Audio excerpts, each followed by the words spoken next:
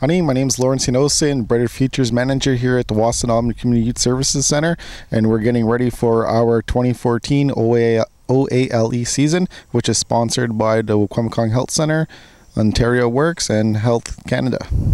Stands for Outdoor Adventure Leadership Experience, where the kids are on a 10-day canoe trip, starting the French River and ending here right in our community of Wikwemikong. And over the 10 days, they learn different themes throughout the trip. They also learn life skills, cultural skills, some of our going through our historical territory.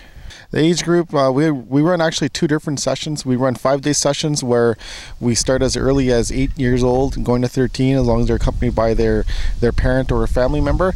And then we have our 10-day trips where we're focused on youth 13 and up, right up to adults.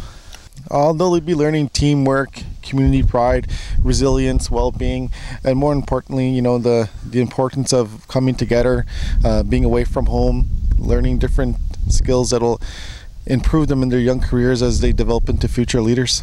I'd just like to welcome everybody to our homecoming. Our kids they'll be away for 10 days. Our homecoming ceremony will be at the Wiki Bay Marina on Friday, August 1st.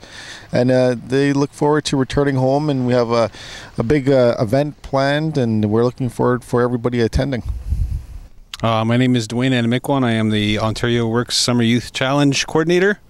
My job was to prepare the kids for the upcoming Outdoor Adventure Leadership Experience canoe trip, where they're gone 10 days and covering over 150 kilometers on a canoe.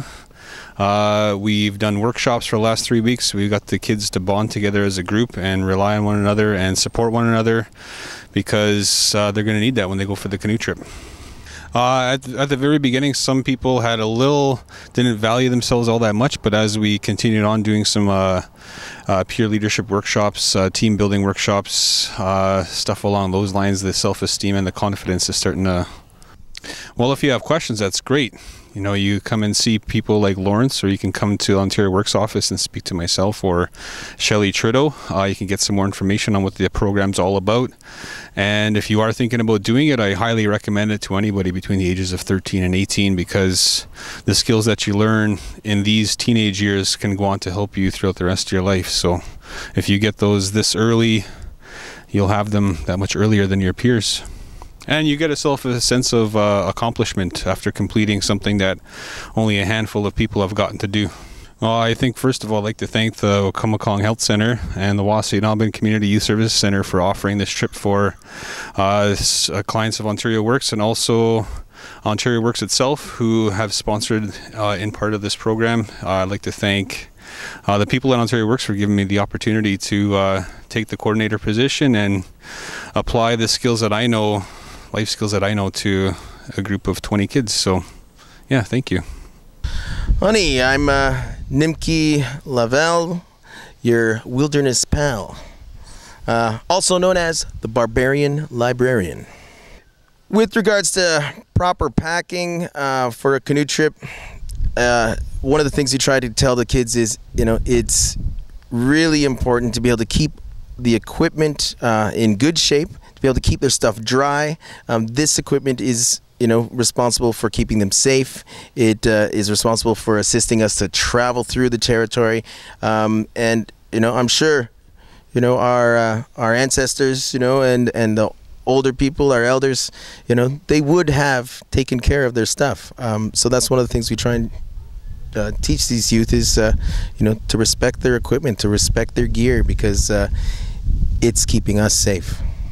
We've got a really good route planned out. The portage, the couple of times that we do portage, they're actually very small. We're talking 200 meters at the most.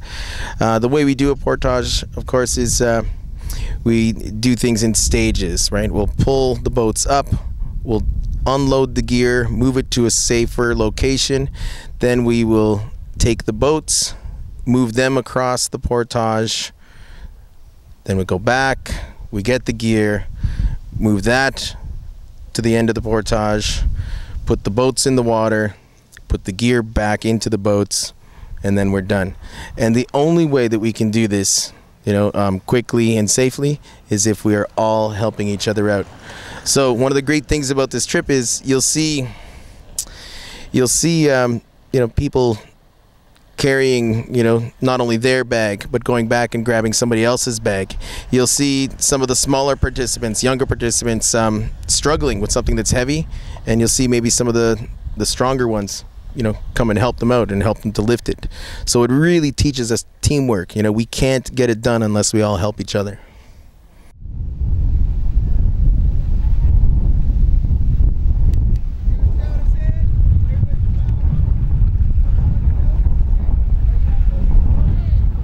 Okay, for our canoe training that we've just witnessed here, we're doing just basic canoe skills instructions. So we're learning some basic canoe strokes. How do we get the canoe to move the way we want it to move? We're also talking about communication, so certain signals and certain language that we would use so that we all understand what we're talking about, right? So we learn about the bow, the stern, the seats, we learn about the gunnels, we learn about the different parts of the paddle. This way we're able to communicate what we need the participants to be able to understand. One of the other things that we do is we do very basic canoe rescue skills. If somebody capsizes, right, what do? First thing, we got to make sure they're safe. So they tell us they're safe. Second thing, grab a hold of your gear. Don't lose your paddles. Don't lose your boats. Third, let's get the water out of the boat. Let's get you back in the boat. Let's get you back safe. And these are all things that we're going to learn in a very basic way today. And then we're going to build on these skills through the length of the 10-day canoe trip. In-water training, the in-water training at this point, it's something that we just started doing.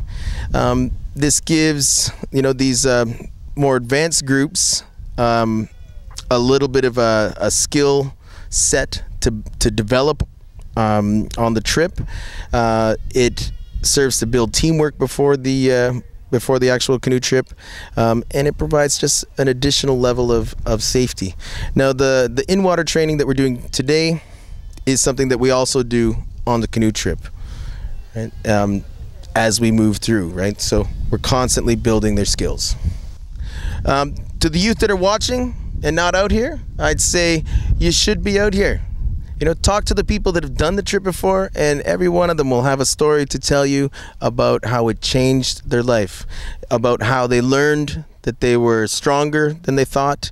They'll tell you about how they learned perseverance. They learned that if you just keep trying, if you keep paddling, you'll get to where you need to go. One of these trips with regards to self-esteem is a really important experience.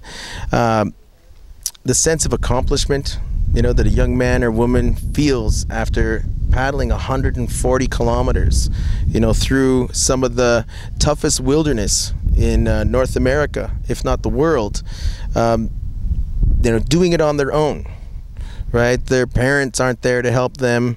They don't have a motor to help them. They don't get to go home and rest. They have to keep going, and they do it on their own, right? Myself as an instructor, I'm an instructor, not necessarily a guide, right? I'm not doing all of this stuff for them. I'm doing it for them once. I'm doing it with them once. I'm watching them do it once. I'm helping them to learn how to do this on their own. And that's an amazing self-esteem builder. They know what they are capable of doing by the end of this experience. Well, we say that it's about 140 kilometers, a couple of portages, some of the biggest water in North America, right? The crossing between the mainland and Manitoulin at Prairie Point. That's a big, tough chunk of water. By Killarney? We do go through Killarney. We paddle on the open water around Point Grandine, and at that point we're days away from civilization. So it's the real thing. We move through territory that has rattlesnakes. We move through territory that's got bears. We moved through territory that, if the weather got bad, we could be there for days before anybody could get to us.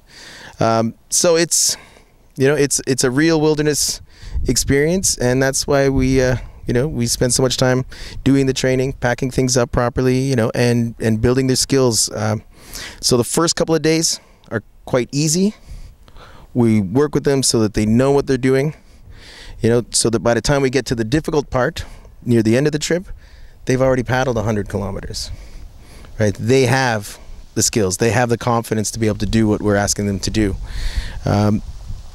And in terms of what they're getting out of it, I mean, what a thing to be able to tell your friends, what a thing to be able to tell your family. They themselves have paddled this entire distance. It's wonderful.